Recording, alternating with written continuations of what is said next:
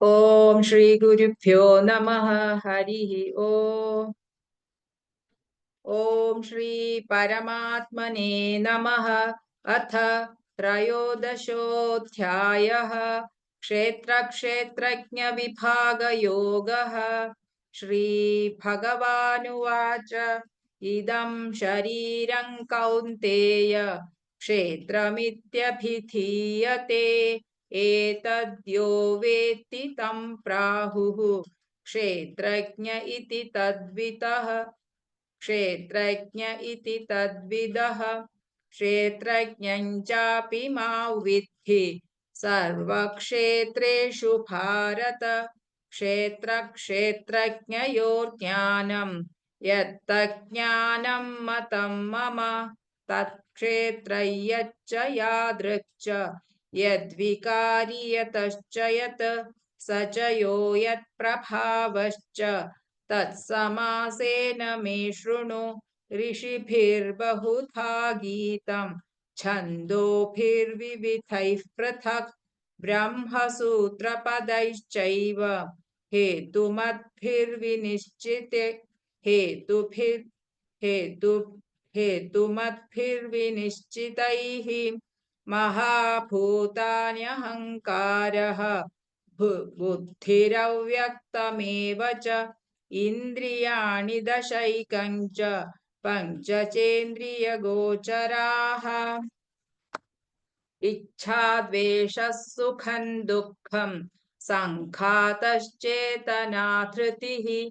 एतत् क्षेत्रं समासेन सविकारमुदाहृतम्। अमानित्वमदम्भित्वम् अहिंसा क्षान्तिरार्जवम् आचार्योपासनं शौचं स्थैर्यमात्मविनिग्रहः।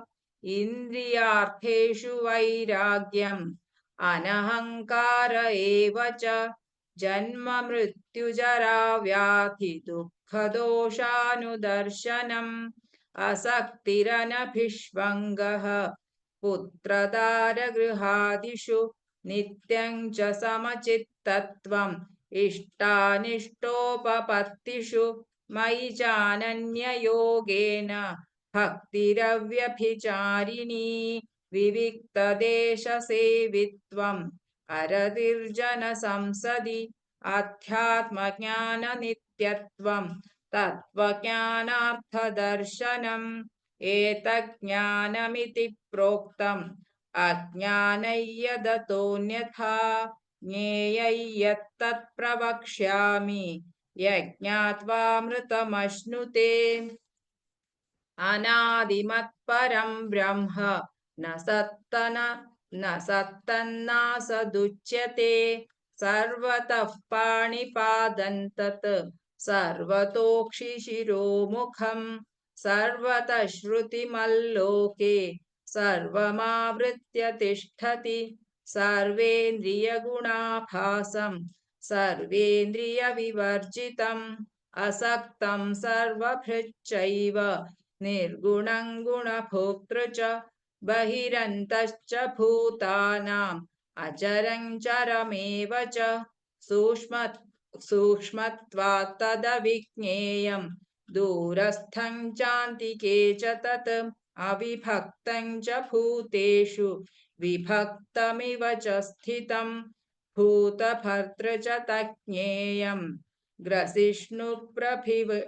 ग्रसिष्णुप्रभविष्णु च ज्योतिषामपि तज्ज्योतिः तमसः परमुच्यते।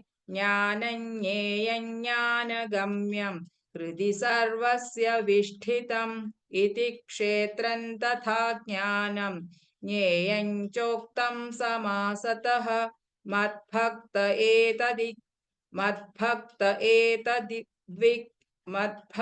एतद्विज्ञाय मद्भावायोपपद्यते। प्रकृतिं पुरुषं चैव विध्यनादि उभावपि विकारांश्च गुणांश्चैव विद्धि प्रकृतिसम्भवान्। कार्यकारणकर्तृत्वे हेतुः प्रकृतिरुच्यते। पुरुषः सुखदुःखानां भोक्तृत्वे हेतुरुच्यते पुरुषः प्रकृतिस्थो हि भुङ्क्ते प्रकृतिजान् गुणान् कारणं गुणसङ्गोऽस्य सदसद्योनिजन्मसु उपद्रष्टानुमन्ता च भर्ता भोक्ता महेश्वरः परमात्मेति चाप्युक्तः देहेऽस्मिन् पुरुषः परः य एवं वेत्ति पुरुषं प्रकृतिं च गुणैः सह सर्वथा वर्तमानोऽपि न स भूयोऽभिजायते ध्यानेनात्मनि पश्यन्ति केचिदात्मानमात्मना अन्ये साङ्ख्येन योगेन कर्मयोगेन चापरे अन्ये द्वेवमजानन्तः श्रुत्वान्येभ्य उपासते तेऽपि चातितरन्त्येव मृत्युं श्रुतिपरायणाः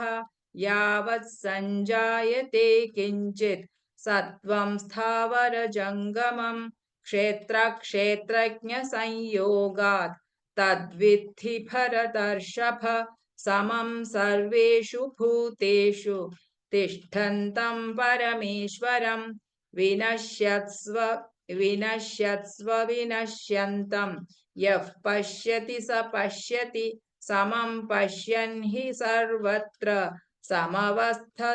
समवस्थितमीश्वरं न हि नस्त्यात्मनात्मानं ततो याति परां गतिं प्रकृत्यैव च कर्माणि क्रियमाणानि सर्वशः यः पश्यति तथात्मानम् अकर्तारं स पश्यति यदा भूतपृथग्भावम्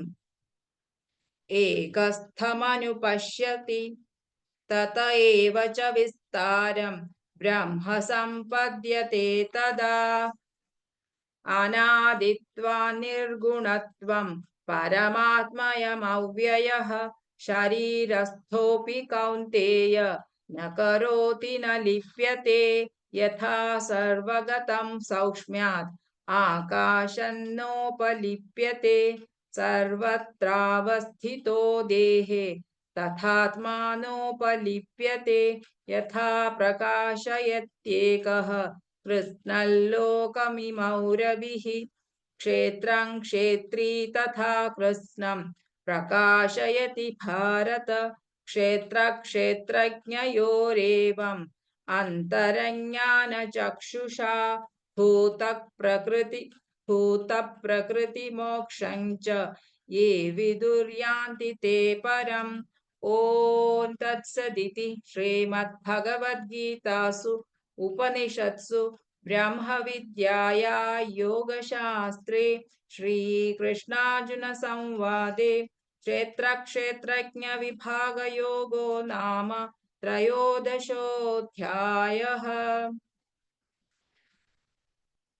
ॐ श्री परमात्मने नमः। अथ चतुर्दशोऽध्यायः गुणत्रयविभागयोगः। श्रीभगवानुवाच परं भूयः प्रवक्ष्यामि ज्ञानान्यज्ञानमुत्तमं यज्ञात्वा मुनयः सर्वे परां सिद्धिमितो गताः इदं ज्ञानमुपाश्रित्य मम साधर्म्यमागताः सर्गेऽपि नोपजायन्ते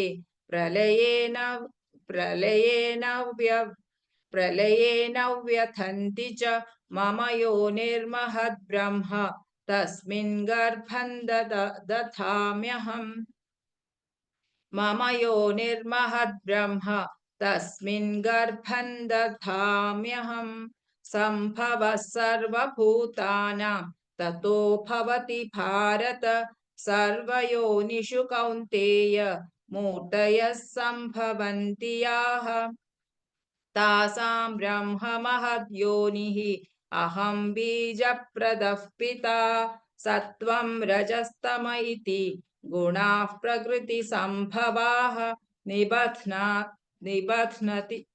निबध्नन्ति महाबाहो देहे देहिनमव्ययम् तत्र सत्त्वं निर्मलत्वात् प्रकाशकमनामयम् सुखसङ्गेन बध्नाति ज्ञानसङ्गेन चानघ रजो रागात्मकौ विद्धि तृष्णासङ्गसमुद्भवम् तन्निबध्नाति कौन्तेय कर्मसङ्गेन देहिनम् तमस्त्वज्ञानजौ विद्धि मोहनं सर्वदेहिनां प्रमादालस्य निद्राभिः तन्निबध्नाति भारत सत्वं सुखे सञ्जयति रजः कर्मणि भारत ज्ञानमावृत्य तु तमः प्रमादे सञ्जयत्युत रजस्तमश्चाभिभूय सत्वं भवति भारत रजः सत्वं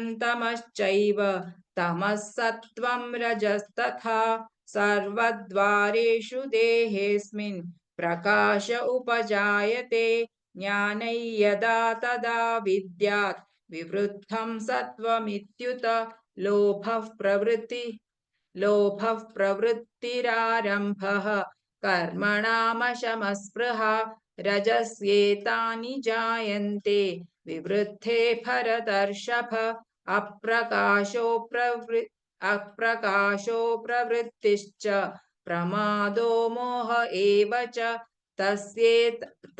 तमस्येतानि जायन्ते विवृद्धे कुरु नन्दन यदा सत्त्वे प्रवृद्धे तु प्रलयै याति देहभृत्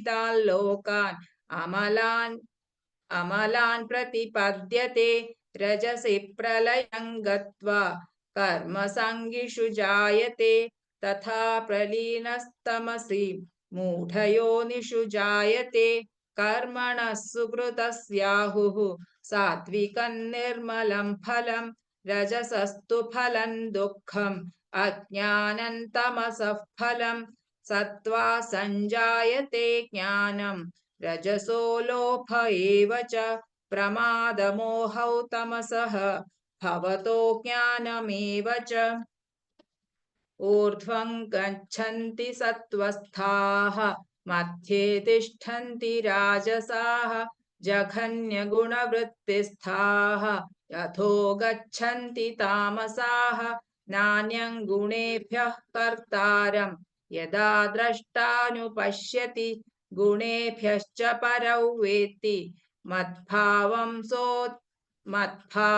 सोऽधिगच्छति गुणानेतानतीत्यत्रीन् देही देहसमुद्भवान् जन्म मृत्युजरा दुःखैः विमुक्तो मृतमश्नुते अर्जुन उवाच कैर्लिङ्गैस्त्रीन् गुणानेतान् अतीतो भवति प्रभो किमाचारः कथं चैतान् त्रीन् गुणानतिवर्तते श्रीभगवानुवाच प्रकाशं च प्रवृत्तिं च मोहमेव च पाण्डव न द्वेष्टि सम्प्रवृत्तानि न निवृत्तानि काङ्क्षति उदासीनवदासीनः गुणैर्यो न विचाल्यते गुणा वर्तन्त इत्येव योऽवतिष्ठति नेङ्गते समदुःखसुखस्वस्थः समलोष्टाश्मकाञ्चनः तुल्यप्रिया प्रियो धीरः तुल्यनिन्दात्मसंस्तुतिः मानापमानयोस्तुल्यः तुल्यो मित्रादिपक्षयोः सर्वारम्भपरित्यागी गुणातीतः स उच्यते मां च यो व्यभिचारेण भक्तियोगेन सेवते सगुणसमतीत्यैतान् ब्रह्म भूयाय कल्पते ब्रह्मणो हि प्रतिष्ठाहम् अमृतस्याव्ययस्य च शाश्वतस्य च धर्मस्य सुखास्यैकान्तिकस्य च ॐ तत्सदिति श्रीमद्भगवद्गीतासु उपनिषत्सु ब्रह्मविद्याया योगशास्त्रे श्रीकृष्णार्जुनसंवादे गुणत्रयविभागयोगो नाम चतुर्दशोऽध्यायः। अथ पञ्चदशोऽध्यायः। पुरुषोत्तमयोगः। श्रीभगवानुवाच ऊर्ध्वमूलमथ शाखम् अश्वत्थं प्राहुरव्ययम् छन्दांसि यस्य पर्णानि यस्तौ वेद स वेदवित्। अथश्चोर्ध्वं प्रसृतास्तस्य शाखाः गुणप्रवृद्धा विषयप्रवालाः। अथश्च मूलान्यनुसन्ततानि कर्मानुबन्धीनि मनुष्यलोके। न रूपमस्येह ततोपलभ्यते नान्तो न चादिर्न च सम्प्रतिष्ठा। अश्वत्थमेनं सुविरूढमूलम् असङ्गशस्त्रेण दृढेन छित्त्वा ततः पदं तत्परिमार्गितव्यं यस्मिन् गता न निवर्तन्ति भूयः। तमेव चाद्यं पुरुषं प्रपद्ये यतः प्रवृत्तिः प्रसृता पुराणी। निर्मानमोहाजितसङ्गदोषाः अध्यात्मनित्या विनिवृत्तकामाः द्वन्द्वैर्विमुक्ता सुखदुःखसंज्ञैः गच्छन्त्यमूढाः पदमव्ययं तत्।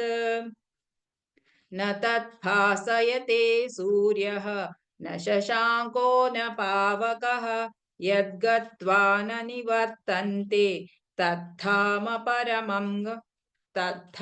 परमं मम। ममैवांशो जीवलोके जीवभूतः सनातनः। मनःषष्ठानीन्द्रियाणि प्रकृतिस्थानि कर्षति शरीरय्यदवाप्नोति यच्छाप्युत्क्रामतीश्वरः गृहीत्वैतानि संयाति वायुर्गन्धानि वाशयात्। श्रोत्रं चक्षुस्पर्शनं च रसनं घ्राणमेव च अधिष्ठाय मनश्चायं विषयानुपसेवते। उत्क्रामन्तं स्थितौ वापि भुञ्जानौ वा गुणान्वितं विमूढानानुपश्यन्ति पश्यन्ति ज्ञानचक्षुषः। यतन्तो योगिनश्चैनं पश्यन्त्यात्मन्यवस्थितं यतन्तोऽप्यकृतात्मानः नैनं पश्यन्त्यचेतसः। यदादित्यगतं तेजः जगद्भासयतेऽखिलम् यच्चन्द्रमसि यच्चाग्नौ तत्तेजो विद्धि मामकं गामाविश्य च भूतानि धारयाम्यहमोजसा। पुष्णामि चौषधीः सर्वाः सोमो भूत्वा रसात्मकः। अहौ वैश्वानरो भूत्वा प्राणिनां देहमाश्रितः प्राणापानसमायुक्तः पचाम्यन्नं चतुर्विधम्। सर्वस्य चाहं हृदि सन्निविष्टः मत्तस्मृतिर्ज्ञानमपोहनं च वेदैश्च सर्वैरहमेव वेद्यः वेदान्तकृद्वेद विदेव चाहम्। द्वाविमौ पुरुषौ लोके क्षरश्चाक्षर एव च क्षरः सर्वाणि भूतानि कूटस्थोऽक्षर उच्यते। उत्तमः पुरुषस्त्वन्यः परमात्मेत्युदाहृतः यो लोकत्रयमाविश्य बिभर्त्यव्यय ईश्वरः। यस्माक्षरमतीतोऽहम् अक्षरादपि चोत्तमः अतोऽस्मि लोके वेदे च प्रथितः पुरुषोत्तमः। यो मामेवमसम्मूढः जानाति पुरुषोत्तमं स सर्वविद् भजति माम् सर्वभावेन भारत इति गुह्यतमं शास्त्रम् इदमुक्तं मया नघ एतद्बुद्ध्वा बुद्धिमान् स्यात् कृतकृत्यश्च भारत। ॐ तत्सदिति श्रीमद्भगवद्गीतासु उपनिषत्सु ब्रह्मविद्याया योगशास्त्रे श्रीकृष्णार्जुनसंवादे पुरुषोत्तमयोगो नाम पञ्चदशोऽध्यायः।